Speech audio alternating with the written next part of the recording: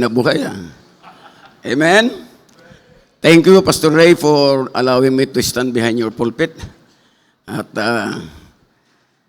everybody should be smiling because we are in the church of the Lord. Amen? David said, I was glad when they said unto me, let us go into the house of the Lord. So the church is a place where we can rejoice. Amen? If you are not saved, be saved. Because you can never rejoice if you are not saved. If you are saved and you are not serving, you cannot rejoice. Because there is joy in serving Jesus. And if you are saved and you are not walking in the power of the Holy Spirit, you cannot be happy. Because the Holy Spirit's fruit is joy. Amen? Kaya po, smile tayo dahil nasa church tayo. We don't smile synthetically, but we smile because we are saved. As the song said, life now is sweet, and my joy is complete, for I'm saved, saved, saved, saved by His power divine, saved to new life sublime. Now, life now is sweet. I like that song, amen? You know, when I have accepted the Lord in 1977, I can be able to sing until now that the longer I serve the Lord, the sweeter it grows. And I would like to remind you this morning, as your anniversary is 17, remind you that there is joy in serving God. Because this world is not our home. We're just passing through. We're just journeying. Maybe tomorrow or maybe on Tuesday as I go home, heaven is my home. Because what is life? It is even a vapor that appeareth for a little time, then vanisheth away. Kaya sabi ko, Brother Tutong kanina hindi tayo abot dito ng 20 years. But we're glad we have a place called heaven. There's a place called heaven. So I would like to speak to you for heaven's sake. Kaya po tayo supporter ng mission, kaya po tayo nagsusulwining, kaya po tayo nagsuserve faithfully, because we have only limited time, because this world is not our home. I got a mansion just over the hilltop, in dark bright land where we'll never grow old. And someday yonder we will never more wander, but walk on streets that are purest gold. Your church is so beautiful, but there's a more beautiful when we call heaven. So turn your Bible with me in Hebrews chapter 11, verse 10. Let's all stand and let's read this. Sabi sa akin, Pastor Totong, anong preach mo? Sabi ko, I want to motivate the brethren to serve the Lord more faithfully and sanctified life and spirit-filled life, because we are just only journeying in this life. Hebrews chapter 11, verse 10, the Bible says, for he looked for a city which has foundation, whose builder and maker is God. Manalangin po tayo, dakilang Diyos, kami po nagpapasalamat sa umagang ito, Panginoon, sa inyong presensya, sa iyong precept, sa inyong mga salita. Bigyan mo kami, Panginoon, ng power. Bigyan mo kami, Panginoon, ng pleasure in your presence. And I pray, Father, that we will be encouraged to serve you more while we are waiting for the Lord's return. I believe, Lord, that the preeminent return of Christ is drawing near, and we are so excited to serve you faithfully and do everything that we can to serve you more. Dalahin ko, Panginoon, ang pangunguna mo at pagpapala. Pagpalain mo po ang iglesyang ito na ginagamit mo, Panginoon, sa pagdala ng maraming kaluluwa sa buong mundo. Ganon din, Panginoon, dito sa Mindanao at sa lahat ng lugar. They are testimony, a living testimony of a good church and a great church. Dear Lord, may your name will be exalted and magnified. For I ask this in Jesus' name. Amen and amen. Be seated. The Apostle Paul said, we use this life, we use this word as not abusing it. 1 Corinthians chapter 7, verse 31. For the fashion of this word, what? Pass it away. It pass it away. Kaya life is most disappointing, most despairing when it is lived as though this word is all we have. Alam niyo po, pag nandito tayo, ang kala natin dito lang yung buhay, magiging miserable tayo because mayroong inggit, tama? But you have to be reminded that the Lord, the rich and the poor, meet together, and the Lord is the maker of them all. You're glad that is the Lord, in His sovereign power, give us the ability to enjoy life. Kaya pag ang buhay natin, disappointing, most despairing, kung tayo lamang ay nabubuhay sa mundong ito. Kaya nga sabi ni Paul, if in this life, we have hope in Christ, we are men most miserable. Pero salamat na lang, there is a resurrection day. Amen? Salamat na lang that this word are just a word that is temporal. Think of the difference. Pag-isipan po natin. Maybe this will be our last day. Maybe the Lord will come, the trumpet of God, that's what we are looking for, that blessed hope of the glorious appearing of the great God. That is the tenets of our faith. We believe that the Lord is coming soon. Amen? So think of the difference it would make if each day heaven is real to us that we anticipated being there with the day.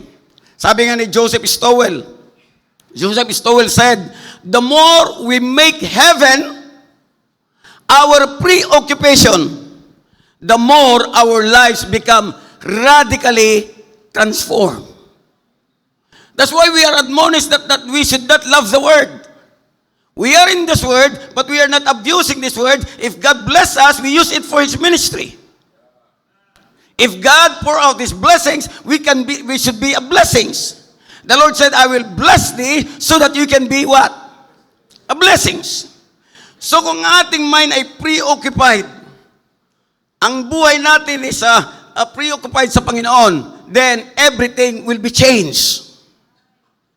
Mababago yung pananaw natin sa people, mababago yung pananaw natin sa possessions, mababago natin yung pananaw sa pain, mababago yung pananaw natin sa pleasure, yung career natin, yung time natin, all have meaning when viewed through the lens of heaven. Lahat po yan, mababago, ma-alter po yan. So the reality of eternity, was the central motivation of the disciples during the earthly days of the church. Ang kanilang motivation, kaya very active sila, they were been abounding in the Lord's word, everything they pour out for the ministry and for the souls of men, sapagkat they are looking for that city whose builder and maker is God.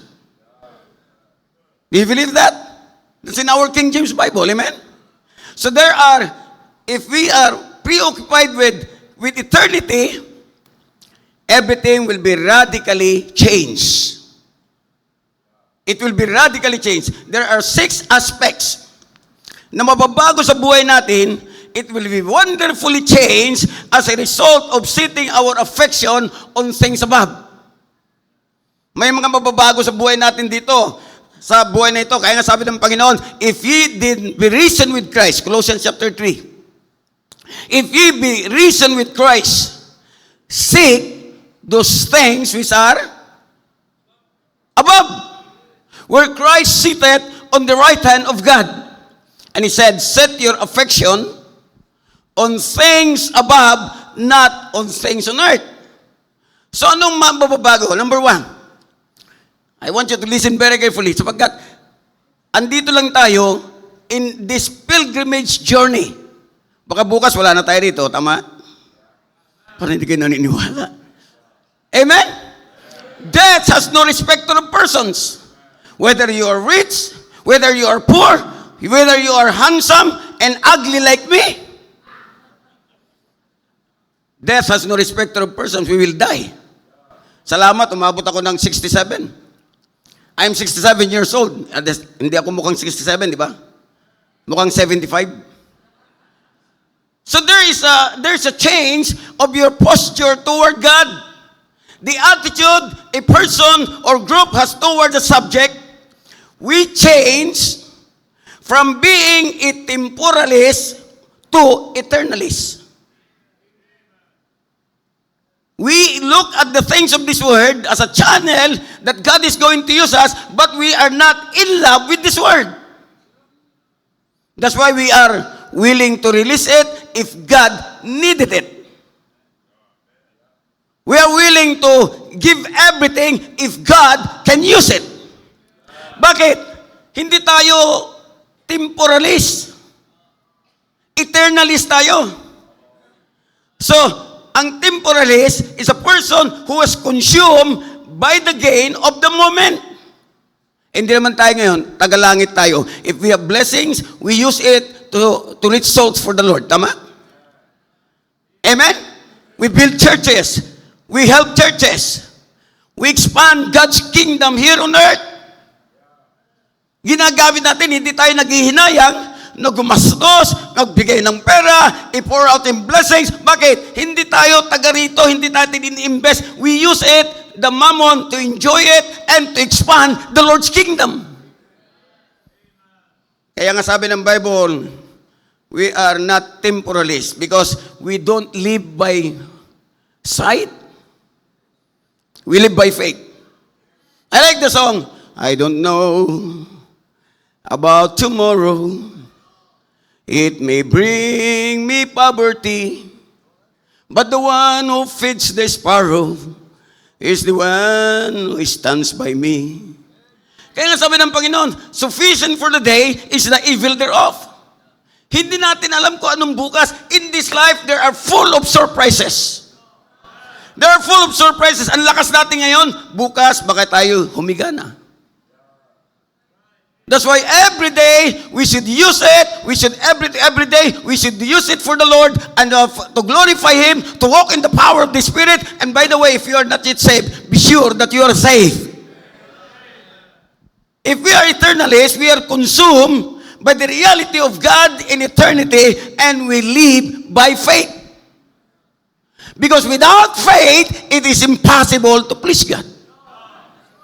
Kaya everything, every day, it's all by faith. For we walk by faith and not by sight. If we want to look at the book of Hebrews, the heroes of faith. Enoch, when he was translated that he should not see death, in the time of Enoch, it's full of evil. Every imaginations of the hearts of the people are evil. But praise God, he does not see death. And because he was found, and he was translated, because his translation had a testimony that he pleased God. By the way, we exist in this life, not for our own profit or glory. Everything that we do, it must be the glory of God. It is not about you. It is about the Lord. We are here to exalt God. We are here so that we can be able to examine His glory. It is not about personality. We are here because we are saved, we worship the Lord, and we come together to examine His glory.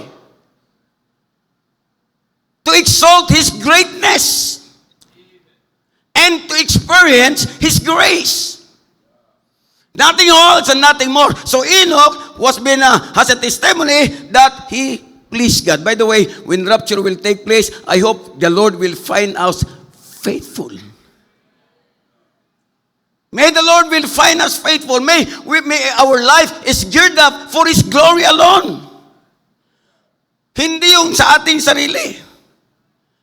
Ang buhay natin, like Enoch, he walked with God, he pleased God every day. Even Noah. In the time of Noah, by faith Noah, the Bible says, being one of God, of things not seen, as yet moved with fear.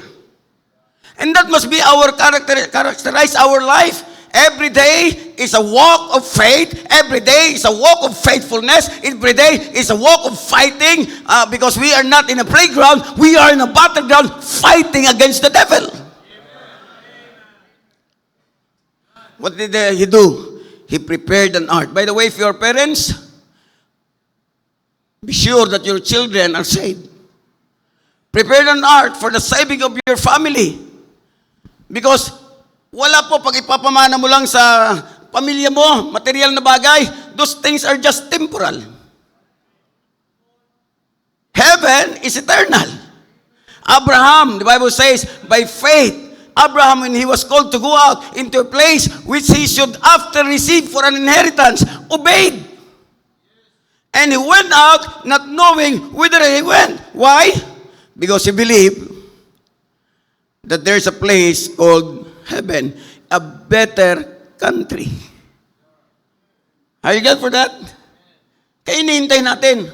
Baka mamaya, I am waiting for the chariots to sing low and I'll step in. Wala nang gamot-gamot. In heaven, there will be no more pain, there will be no more sorrow, there will be no more fighting. Praise God, we have that wonderful place to go someday.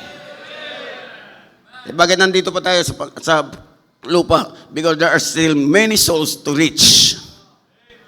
There are still many missions to establish. By the way, if you're a young man, God is calling you, don't hesitate to surrender your life to the Lord. Because those people who save their life for their own shall lose it. But he that loses life for Christ's sake shall save it. It's a greater investment. Like Abraham, Moses, when faith he was come to years, refused to be called the sons of Pharaoh. Pharaoh's daughter, choosing rather to suffer afflictions with the people of God than to enjoy the pleasures of sin for a season. When he was come to years, Moses refused to be called the sons of Pharaoh's daughter, esteeming the reproach of Christ greater riches than the treasures in Egypt. Kaya mo magbabago, maraming magbabago, maraming ma-alter pag heavenly minded tayo. Kaya ngayong ating affection, kahit na nandito tayo sa earth, dapat iniisip din natin palagi yung langit. Amen? Sapagkat sabi ni Paul, sa kanyang mga dinaan ng discouragement, sa kanyang dinaan ng persecutions, sa kanyang mga dinaanan na problema, sa lahat ng dinaanan niya sa mundong ito, he can still go on. Bakit? Ang sabi niya sa 2 Corinthians chapter 4 verse 18, while we look not at the things which are seen, but at the things which are not seen, for the things which are seen are what? Temporal. Sabi ng misis ko, sa langit po mag-asawa pa rin tayo? Sabi ko, hindi na. Bakit? Hindi na langit yun. Dito lang pag-aasawa. Amen? Hello? Kasi doon ang kasalan sa langit, si Kristo at ang kanyang church. So, what are the things that we change if you are heavenly minded? Your posture toward God. It will be changed. How do you look at the things of this world? Pag mahirap ka, praise the Lord. God is your provider. Pag mayaman ka, praise the Lord. God can use you. Everything that God's plan, according to His sovereign will, lahat po yan, mayroon tayong part sa kingdom ng Lord. That's why there is no such thing as comparison. There's no such thing as jealousy. There's no such thing as envying. Everything, if you are saved, you are under God's dispensation, you do what God wants you to do. No comparing. So number one yan, postures will be changed. Your posture toward God will be changed. Hindi ka basta-basta yan, alam mo na, panandalian lang naman ito. Amen? Pagagamit ako kay Lord, lahat mababago yan. Secondly, your perspective on possessions. Mababago yan. By the way, we are not owners. We are managers. Are you with me? Everything everything that we have in this word are just given by the Lord. We came into this word, we carry nothing, and certainly when we die, we carry nothing. It is God who blessed our life. That's why glory belongs to the Lord.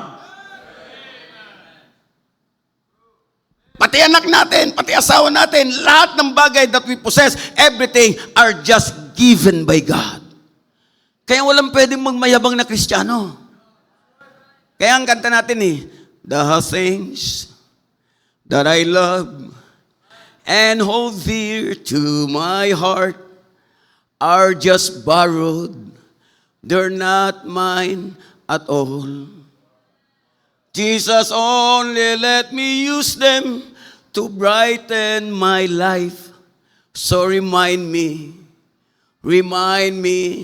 dear Lord. Kaya yung pananaw ng makamangalangit, kahit na anong mangyari sa buhay nila, they still give God the glory. Remember Job? He lost his family, he lost his fitness, he lost his fortune, he lost his fame. Everything was lost. But he said, the Lord give it, the Lord take it, blessed be the name of the Lord. Kaya yung perspective natin sa posisyon, pag tayo pinagpala ni Lord, ibalik natin yung bagay para sa Kanya. Amen? Gamitin natin ito sa mission. Gamitin natin sa lahat ng Kanyang gawain to expand God's kingdom. Because God entrusted to us those riches. If you are convinced of heaven, we as Christians regard everything that we possess in this earth as an investment in heaven. Kaya bibigay kayo, investment yan, hindi yan kawalan. It is not a loss. It was an investment. You are laying treasures in heaven. Naiwala ba kayo doon? Yung bangko natin dito, sooner or later, mawawala yan. Pag inflation, o war, or earthquake, calamities, lahat ng bagay na nakikita natin dito, pwedeng mawala. Pero when we give something for the Lord, it was an investment for Him. And for yourself. Ano sabi ng Bible? Matthew chapter 6 verse 20, lay up for yourselves what?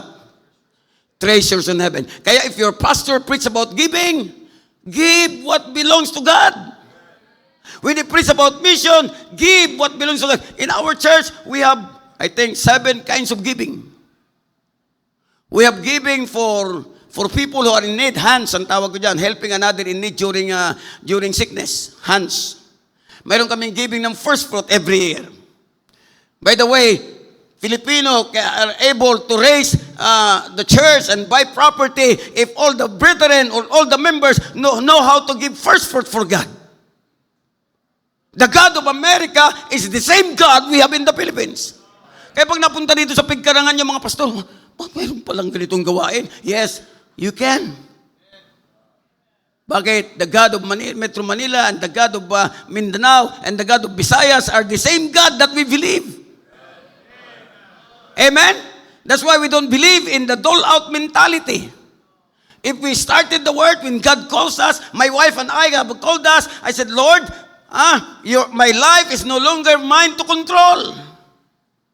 Not what I wish to be, nor where I used to go. For who am I that I should choose my way? The Lord shall choose for me. 'Tis better far I know. So let Him bid me go or stay. 1982, when I surrendered my life to the Lord, nothing. I was not being supported in the seminary. I was not supported to go to seminary. I have no food to eat. If I'm going to live by sight, I will be discouraged. But thank God, the Bible says that I have a God who made a promise that He will never leave me nor forsake me.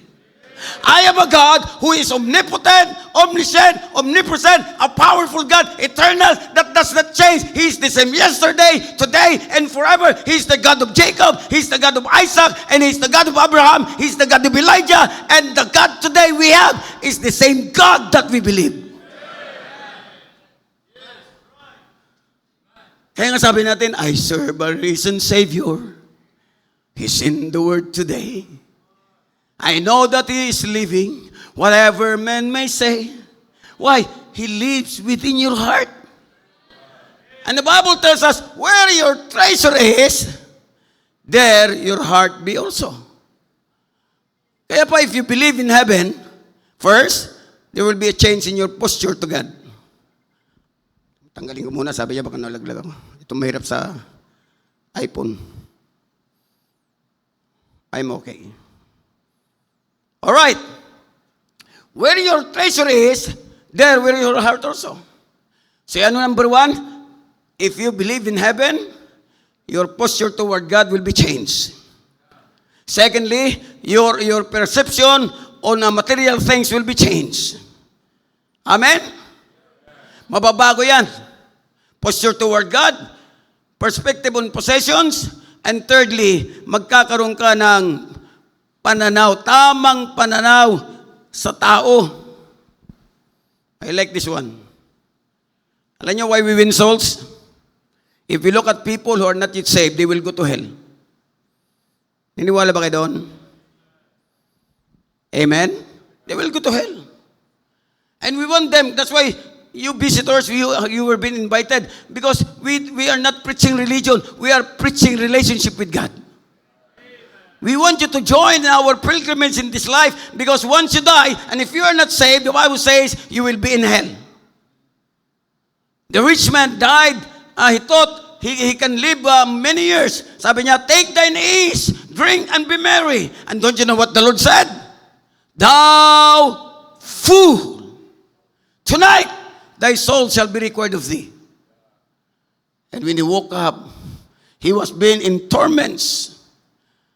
Kaya po mga kapatid, pag heaven, you will not like your family to go to hell, tama? If you just read heaven, napakaganda. Yan ang mga wala sa pulpito natin ngayon. Ang success natin, hindi lang dito sa lupa. Ang dapat ang mind natin, ginagawa natin lahat ng best natin dito dahil tayo'y tagalangit. Namumuhay tayo ng kabanalan dito sa lupa dahil tayo tagalangit. Faithful tayo sa ating service, sa ating stewardship, sa ating sanctification, sa ating holiness dahil tayo tagalangit. It will alter and change our posture toward God, our posture to our perspective on our possessions, ng lahat ng bagay na ito, mas maganda ang langit pagdating ng panahon.